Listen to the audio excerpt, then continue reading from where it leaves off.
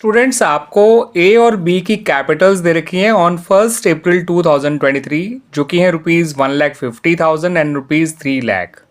वो लोग आपस में प्रॉफिट शेयर करते हैं इन द रेशियो ऑफ 3:2। अब उनकी पार्टनरशिप डीड के अकॉर्डिंग उनको इंटरेस्ट ऑन कैपिटल अलाउ किया जाएगा at the rate 10% per annum. आपको net profit for the year ended 31 March 2024 के लिए ये 4 केसेस दे रखे हैं।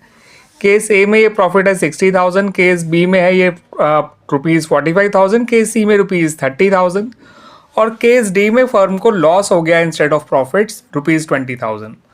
आपको बताना है कि ए और बी को कितना इंटरेस्ट ऑन कैपिटल मिलेगा in all the 4 cases.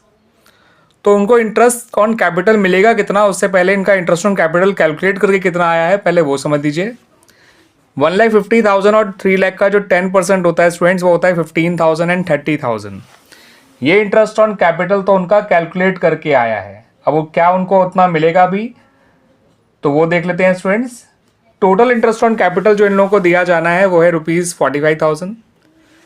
Case 1 में फर्म के पास प्रॉफिट इंटरेस्ट ऑन कैपिटल से ज़्यादा ही है, तो ऐसे में केस ए में ए को पूरा 15,000 इंटरेस्ट मिल जाएगा, बी को पूरा इंटरेस्ट 30,000 मिल जाएगा। केस बी में भी प्रॉफिट इंटरेस्ट ऑन कैपिटल के बराबर ही है, तो यहाँ पर भी उसको इंटरेस्ट ए को 15,000 और बी को 30,000 मिल जाएगा पूरा। केस सी से पहले केस डी डिस्कस कर लेते हैं। इंटरेस्ट ऑन कैपिटल एक अप्रोप्रिएशन होता है जो कि तभी दिया जाता है जब फर्म को प्रॉफिट होता है। लॉस होने के केस में इनको इंटरेस्ट ऑन कैपिटल मिलेगा ही नहीं, तो कोई इंटरेस्ट ऑन कैपिटल नहीं मिलेगा ए और बी को इन केस डी। बात करते हैं केस सी की।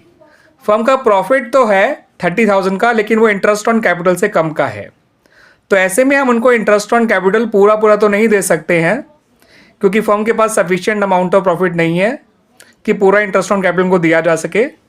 तो ऐसे में उनको इंटरेस्ट ऑन कैपिटल इतना ही दिया जाएगा जितना प्रॉफिट है, ₹30,000। अब ये किस रेशियो में दिया जाएगा, इनके प्रॉफिट शेयरिंग रेशियो में या इनके इंटरेस्ट के रेशियो में?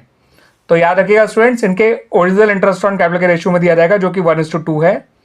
तो 30,000 को जब आप 1:2 के रेशियो में बांटेंगे, ए को मिलेगा 10,000 और बी को मिलेगा ₹20,000। ठीक है स्टूडेंट्स। तो अगर फर्म का प्रॉफिट इंटरेस्ट ऑन कैपिटल जो पार्टनर को दिया जाना है उसके बराबर या उससे ज़्यादा है, पार्टनर को पूरा इंटरेस्ट ऑन कैपिटल मिलेगा जितना कैलकुलेट किया गया था।